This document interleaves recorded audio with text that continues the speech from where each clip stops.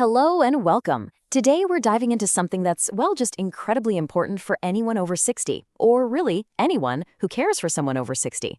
We're talking about medications and how to navigate them safely as we get older. Let's get right into it.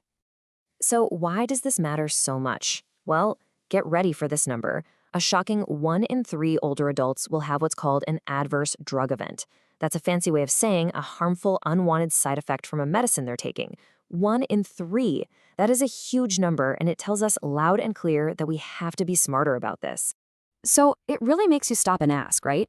Is your medicine cabinet a friend, or is it maybe, just maybe, a bit of a foe? It's a tough question, but we have to ask it. Look, the very same pills that are supposed to keep us healthy can unfortunately cause real harm if we're not careful. So that's our mission today, to figure out why this happens and, more importantly, what on earth we can do about it. All right, first things first. We have to wrap our heads around a core concept here. As we get older, our bodies just, well, they change the rule book. The way your body worked at 30 or 40 is not the same way it works at 60, 70, or 80. And this is especially true when it comes to handling medications. Now, this has nothing to do with being unhealthy. It's simply a new biological reality we need to respect. Okay, so picture this. Anytime you swallow a pill, your body kicks into gear like a super efficient factory. It's got a 4-step process. First, it has to absorb the medicine. Then, it distributes it to where it needs to go. Step 3, the liver gets to work metabolizing it, basically breaking it down. And finally, the kidneys do the cleanup job, excreting it from your system. Simple enough, right? Well, here's the kicker. With age, every single one of those 4 stages slows down or changes. Every single one. But if you're going to remember one thing from this section, let it be this. That last step, excretion, the kidney's job, is arguably the most important change of all. You see, our kidney function naturally, gradually declines as we get older, and that means the body's cleanup crew isn't as fast as it used to be. So a dose of medicine that was perfectly safe for you at 50 might actually build up to dangerous, even toxic levels at 70, just because it's not getting cleared out quickly enough. It's a silent change, you don't feel it happening, but wow, the consequences can be massive. And get this, it's not just a one-way street. It's not only about what your body does to the drug. We also have to think about what the drug does to your body. As we age, our brains and bodies can become way more sensitive to medications. Think about things like sleeping pills or strong painkillers. The exact same dose that was fine years ago can now pack a much bigger, more powerful punch. And that can lead directly to things like confusion, serious dizziness, and, you guessed it, a much, much higher risk of falling. So you can see how things can get tricky with just one medication. But what happens when you're taking several? Well, that's where the risk really starts to multiply. And that brings us to our next big topic, the perils of polypharmacy. This is a classic case where more is absolutely not better. So what is polypharmacy? Sounds complicated, but it's not. It simply means you're regularly taking 5 or more medicines. And listen, that includes everything: prescriptions, over-the-counter stuff like allergy pills, even vitamins and supplements. But here is the most important part of this whole idea. The risk of having a bad reaction doesn't just add up, it multiplies. It grows exponentially with every single new pill you add to your routine. This whole situation, this polypharmacy, often sets a dangerous trap. It's something doctors call the prescribing cascade. The best way to think about it is like a line of dominoes. One falls and it sets off a chain reaction that can be really hard to stop. Let me just walk you through how easily this can happen. Okay, so here's domino number 1. It starts simply. A person goes to the doctor, they have a real health problem, and they get prescribed a new medicine. We'll just call it drug A. Perfectly normal, right? Everything's fine. But then, domino number 2 starts to wobble. Drug A causes a side effect. It could be anything, maybe some dizziness, maybe a little nausea, maybe swollen ankles. But here's the crucial mistake. That side effect gets diagnosed as a totally new medical condition. Nobody makes the connection that, hey, maybe this is just the first pill we started. And there goes the final domino. A doctor, trying to help, prescribes a second medication, drug B, to treat this new illness. But it wasn't a new illness at all. It was just a side effect from drug A.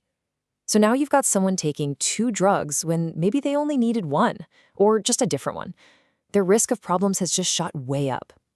It's a classic trap. So this all begs the question, right? Are all medications created equal when it comes to risk? The answer is a definite no. Some are way more problematic than others. So in this next part, we're going to spotlight a few key types of drugs that really need extra caution, especially for older folks. Okay, let's look at two big groups to keep on your radar. First up, something called anticholinergics. You know, the active ingredient in Benadryl and a lot of those PM formula painkillers and sleep aids? That's one of them. And the problem is, they're notorious for causing confusion, dry mouth, and worse, they've even been linked to a higher risk of dementia. Then you have the benzodiazepines and the Z-drugs. Think Xanax or Ambien. These are powerful sleeping pills and anxiety meds that for older adults can seriously increase the risk of falls, broken bones, and feeling groggy and confused the next day. And there are two more we've got to talk about. Antipsychotics, these are sometimes used for agitation in people with dementia, and there is a huge warning about these we'll get to in a second. And then there are NSAIDs. You know, ibuprofen, naproxen, Advil, Aleve. We think of them as totally harmless, right? We buy them by the giant bottle. But for older adults, regular use can lead to some really serious stuff. Stomach bleeding, kidney injury, even making heart failure worse. Okay, let's circle back to those antipsychotics because this is critically important. These drugs come with what's known as a black box warning from the FDA. That is the most serious, high alert warning they can put on a medication. And what it says is that when these drugs are used in older adults with dementia, they come with an increased risk of stroke and even death. It doesn't get much more serious than that. All right, I know that was a lot of doom and gloom about the problems. So let's shift gears and talk about the most important thing, what we can do about it. Let's talk solutions. This is your game plan for staying safe. If there's one mantra to remember from medication safety as you age, it's this simple phrase: start low and go slow. It's the golden rule. It means any new medicine should be started at the absolute lowest effective dose.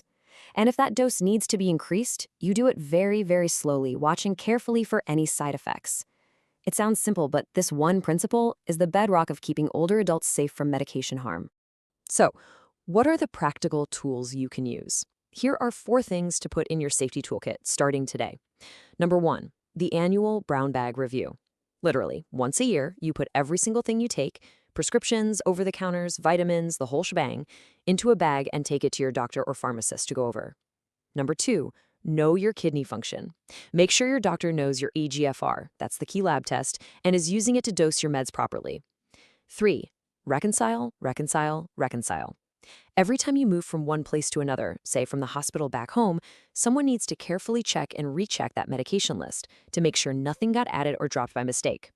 And finally, number 4, always ask about non-drug options first. Can't sleep? Aching back?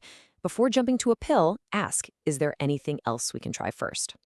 Now, I want to make one thing perfectly clear. This is not about demonizing medicine or just trying to get off every pill. The goal is not simply to have fewer medications. The real goal is to have the right medications. Think of it like decluttering your house. You don't just throw everything out. You thoughtfully decide what's essential. It's about making sure every single pill you take is for the right reason, at the right dose, and that its benefits are truly, clearly worth any potential risks. So I want to leave you with one final thought. A question, really. A question that puts the power back in your hands. When you go to your next doctor's visit, and you're looking at that list of medications, what's the single most important question you can ask? It might be as simple as pointing to each one and asking, why am I still taking this? Or what is the goal of this medication? Because being an engaged, curious partner in your own health, that is the most powerful tool you will ever have.